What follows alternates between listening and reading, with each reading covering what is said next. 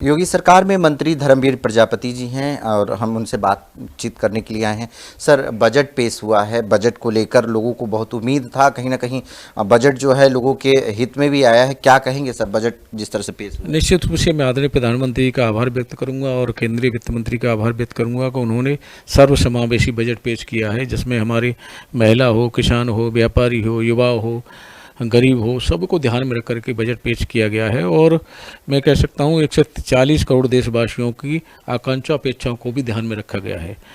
सभी का समावेश उसमें है और सभी का ध्यान रख करके बजट पेश किया गया है। देश निरंतर प्रगति करे, देश निरंतर आगे बढ़े, देश में रहने वाले सभी किसी भी वर्ग से आते हों, किसी भी क्षेत्र में काम करने वाले हों, सभी को ध्यान में रख करके बजट पेश किया गया है।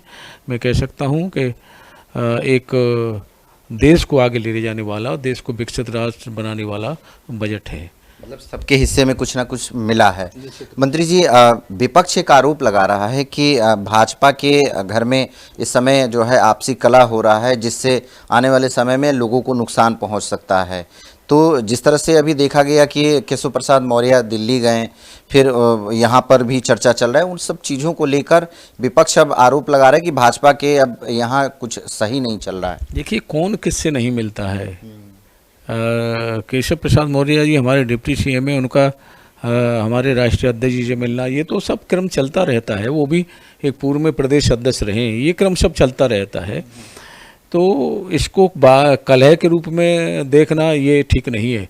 और भारतीय जनता पार्टी का संगठन बहुत मजबूत है। सरकार और संगठन मिलकर के हम लोग काम करते हैं और निश्चित रूप से 2027 में हम लोग प्रचंड बहुमत के साथ सरकार बनाएंगे। विपक्ष मैं कह सकता हूं कि दिन में तारे न देखे, भाजपा प्रचंड बहुमत के साथ 2027 में सरकार बनाएगी। और कहीं न कहीं एक मैसेज विपक्ष देना चाहता है, 2027 का सपना देख रहा है विपक्ष, हम उसको पूरा नहीं होने देंगे। हम सब लोग मिलकर के काम करेंगे और फिर एक बार भाजपा मजबूती के साथ खड़ी होगी।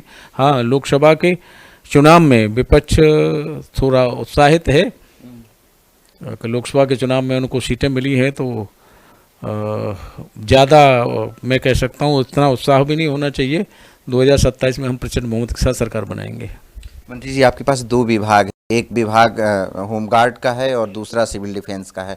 इन दोनों विभागों के और बेहतर करने के लिए क्या कर रहे हैं अपने तरफ से? देखिए, होमगार्ड विभाग के लिए तो आदरणीय मुख्यमंत्री के नेतृत्व में जब से सरकार बनी है, ऐसे ऐतिहासिक कई काम हुए हैं कि कभी भी होमगार्ड विभाग के लिए नहीं हुए होंगे।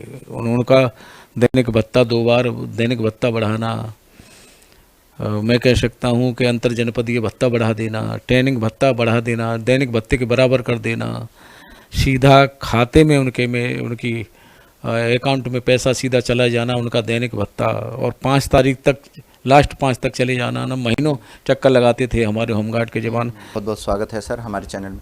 तो देखिए, इस तरह से जो होमगार्ड के लिए है, उनके भी विभाग में काफ़ी डेवलपमेंट हुआ है और राजनीति के तौर पे जिस तरह से विपक्ष आरोप लगा रहा था, उसका भी जवाब सर ने दिया।